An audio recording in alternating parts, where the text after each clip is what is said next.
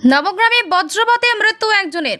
রঘুনাথগঞ্জে কালবৈশাখীতে জনজীবন বিপর্যস্ত।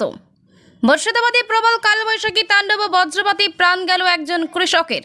বজ্রাঘাতে মর্মান্তিকভাবে মৃত্যু হল নবগ্রাম থানার 5 গ্রামের এক ব্যক্তির। এছাড়াও আহত হয়েছেন আরও 3 জন। পুলিশ জানিয়েছে মৃতের নাম শ্রীমন্ত ঘোষ।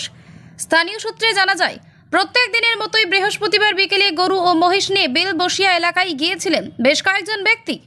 সেই সময় কালবৈশাখীর ঝড় বৃষ্টি শুরু হয়। ঝড় বৃষ্টি শুরু হলে সেখানেই বজ্রঘাতে মৃত্যু হয় শ্রীমন্ত ঘোষ নামে 5 গ্রামের ঘোষপাড়ার এক ব্যক্তির। এছাড়াও সেখানে মোট 4 জন ছিলেন। ঝড় বৃষ্টি দেখে বাড়ি ফেরার সময় হঠাৎই বজ্রাঘাত হয় শ্রীমন্ত ঘোষের ওপর। পাশে থাকা আরও 3 জন সেখানেই আহত হন। আহতরা এসে গ্রামে খবর দিলে উদ্ধার করে নিয়ে আসা হয় শ্রীমন্ত ঘোষকে। অন্যদিকে ইতিমধ্যেই বজ্রপাতে আহতরা 5 গ্রাম প্রাথমিক স্বাস্থ্য কেন্দ্রে চিকিৎসাধীন রয়েছেন। ঝড়ের সময় হঠাৎই আচমকা ঝড়ের সঙ্গে বৃষ্টি হওয়াতে আমাদের এখানে একটা বহুত পুরাতন গাছ ছিল, গাছটি ভেঙে পড়ে যায়, সেই সঙ্গে ইলেকট্রিক পোলটাও ভেঙে যায়। তো আমরা সঙ্গে সঙ্গেই ব্যবস্থা নিয়েছি। এখন যত তাড়াতাড়ি পারা যাচ্ছে যে এলাকাটাকে পরিষ্কার করে পোলটাকেও যাতে শিফটিং করা যায়, এবং ইলেকট্রিকের লোক আছে এখানে আমাদের। আমার এখানে তো একটা পোল ভেঙেছে, আরো শুনছি ওদিকে আরো পোল ভেঙেছে। SBI ওখানেও দুটো 11,000 পোল ভেঙেছে।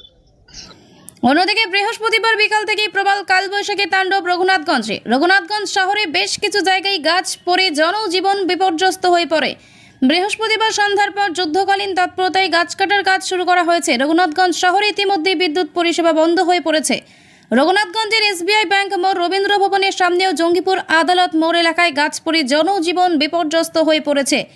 জেসিবি দিয়ে উদ্ধার কাজে হাত লাগিয়েছে স্থানীয় প্রশাসন। তীব্র গরমে নাজেহাল ছিল বঙ্গবাসী। তবে আবহাওয়া দপ্তরের পূর্বাভাস অনুযায়ী বৃহস্পতিবার কালবৈশাখী ঝড় বৃষ্টি হতেই কিছুটা স্বস্তিতে সাধারণ মানুষজন।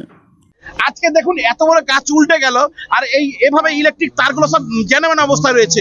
তো এগুলো দেখাশোনার দায়িত্ব তো বিদ্যুৎ দপ্তরের, কিন্তু তারা বিন্দু মাত্র তারা লক্ষ্য রাখছে না। আজকে এরকম একটা বিপদ হয়েছে, তাই আজকে অনেকবার ফোন করার পর তারা এসছেন, কিন্তু এরকম বিপদ তো আটকানো যেত যদি বিদ্যুৎ দপ্তর সচেতন থাকতো, তাহলে কিন্তু এরকম বিপদ আমরা সহজে আটকাতে পারতাম। মুর্শিদাবাদ থেকে কৌশিক অধিকারীর রিপোর্ট, লোকাল 18 বাংলা।